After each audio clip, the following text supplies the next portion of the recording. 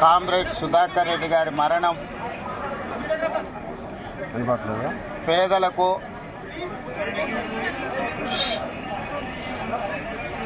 అదేవిధంగా బహుజనులకు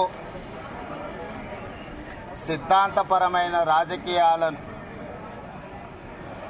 శ్వాసగా పీల్చుకునే ప్రతి ఒక్కరికి తీరని లోటు.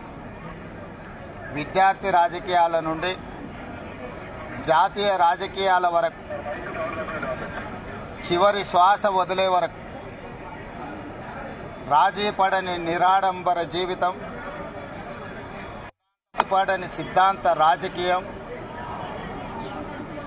ఏఐఎస్ఎఫ్ నుంచి మొదలు పెడితే జాతీయ ప్రధాన కార్యదర్శి వరకు, పార్లమెంట్ సభ్యుడిగా వివిధ హోదాలలో పనిచేసిన ఏ రోజు కూడా అహంకారము, అహంభావాన్ని తన దరిదాపులకు రానియకుండా కంచుపాడు కామ్రేడ్గా, పాలమూరు జిల్లా బిడ్డగా వారు వన్నె తెచ్చింది. మొన్న జరిగిన శాసనసభ సమావేశాలలో వారు ఒక లేఖ మిత్రులు సాంబశివరావు గారితో నాకు పంపించింది. తెలుగు విశ్వవిద్యాలయానికి ఆనాడు హైదరాబాదు రాష్ట్ర విముక్తి పోరాటంలో పత్రికా సంపాదకుడుగా ఎనలేని సేవలు అందించి నిజాం నిరంకుశ రాజ్యాన్ని నుంచి పేదలకు విముక్తి కలిగించిన సురవరం ప్రతాప్ రెడ్డి గారి పేరు పెట్టాలి అని వారు నాకు లేఖ రాయడం జరిగింది.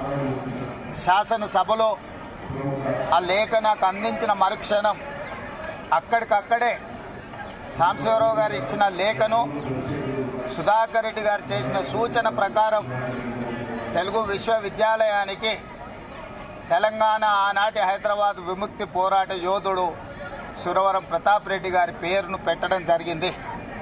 తర్వాత వారితో వ్యక్తిగతంగా మాట్లాడి మిమ్మల్ని వచ్చి కలుస్తాను అని వారికి చెప్పాను. కొంత ఆలస్యమైంది.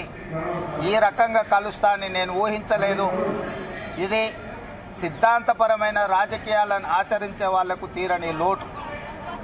కాంగ్రెస్ పార్టీ పక్షాన, ముఖ్యంగా మా జిల్లా వాసిగా, మా జిల్లాకే వన్నె తెచ్చిన ఒక గొప్ప నాయకుడు, ఆ జిల్లా నుంచి ఆనాడు బూరుగుల రామకృష్ణారావు గారు కావచ్చు, కీర్తిశేషులు జైపాల్ రెడ్డి గారు కావచ్చు, ఈనాడు సురవరం సుధాకర్ రెడ్డి గారు ఆ పాలమూరు జిల్లాకు వన్నె తెచ్చిండ్రు. ప్రజాసేవనే కాదు, సిద్ధాంతపరమైన రాజకీయాలను జీవితకాలం ఆచరించి ఏది అధికారం ఉన్నా లేకపోయినా, ప్రజాప్రతినిధిగా కొనసాగినా కొనసాగకపోయినా సిద్ధాంతాన్ని ఏ రోజు కూడా వదలలేదు. అలాంటి గొప్ప నాయకుడిని కోల్పోవడం తెలంగాణ ప్రజలకే తీరని లోటు. అందుకే ప్రభుత్వ పక్షాన వారికి అధికారిక లాంఛనాలతో కార్యక్రమాలను నిర్వహించడమే కాదు, వారి కుటుంబానికి, కామ్రేడ్ సోదరులకు ప్రభుత్వ పక్షాన అన్ని రకాల సహాయ సహకారాలు అందించాలి అని నిర్ణయించుకున్నాం.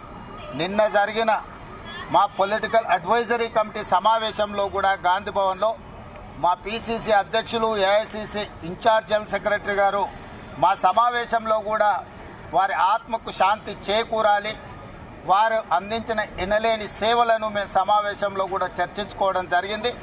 సమావేశంలో కాంగ్రెస్ పార్టీ సంపూర్ణంగా ఈరోజు తీర్మానం చేయడమే కాదు, మల్లికార్జున్ ఖర్గే గారు కూడా వారి సానుభూతిని, ఆ కుటుంబాలకు అండగా నిలబడతామని సందేశాన్ని చెప్పండి అని చెప్పి నాకు సూచన చేసిండ్రు.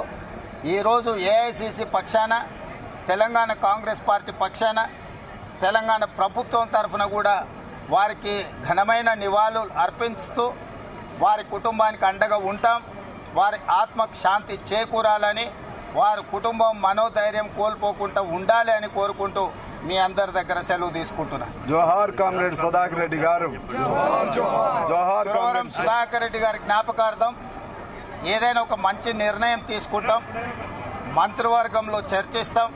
అది ఎక్కడ, ఏ విధంగా, ఏ రకమైన కార్యాచరణ చేపట్టాలి మేము మంత్రివర్గంలో తప్పకుండా చర్చించి, ఎందుకంటే తెలంగాణలో ఉన్న కొద్దిమంది విలువలతో కూడుకున్న రాజకీయాలను జీవితకాలం ఆచరించిన వ్యక్తుల పట్ల ఈ ప్రభుత్వానికి సానుభూతి ఉన్నది, ఈ ప్రభుత్వానికి గౌరవం ఉన్నది. అందుకే కొండా లక్ష్మణ్ బాబూజీ గారు IITH అంటే ఇండియన్ ఇన్స్టిట్యూట్ ఆఫ్ హ్యాండ్లూమ్ టెక్నాలజీకి పెట్టుకోవడం జరిగింది. మహిళా యూనివర్సిటీకి వీరనారి చాకలి ఐలమ్మ గారి పేరు పెట్టుకోవడం జరిగింది. తెలుగు యూనివర్సిటీకి సూరవరం ప్రతాప్ రెడ్డి గారి పేరు పెట్టుకోవడం జరిగింది. ఈ తెలంగాణ సమాజంలో ప్రజలకు ఆదర్శంగా నిలబడ్డ వ్యక్తులను జైపాల్ రెడ్డి గారి పేరును పాలమూరు రంగారెడ్డి ఎత్తిపోతలకు పెట్టుకోవడం జరిగింది. ప్రజా యుద్ధ నౌక గద్దర్ గారి పేరును చిరస్థాయిగా ఉండిపోయే విధంగా చర్యలు తీసుకోవడం జరిగింది. ఆ కోవలోకి వచ్చే సురవరం సుధాకర్ రెడ్డి గారిని కూడా తప్పకుండా రాష్ట్ర ప్రభుత్వం గుర్తిస్తుంది. దానికి సంబంధించి వారిని శాశ్వతంగా ఈ ప్రాంత ప్రజలు గుర్తుపెట్టుకునే విధంగా అభివృద్ధి కార్యక్రమంలో ఎక్కడైనా వారి యొక్క పాత్రను ఉండే విధంగా మంత్రివర్గంలో చర్చించి నిర్ణయం తీసుకోవడం జరుగుతుంది.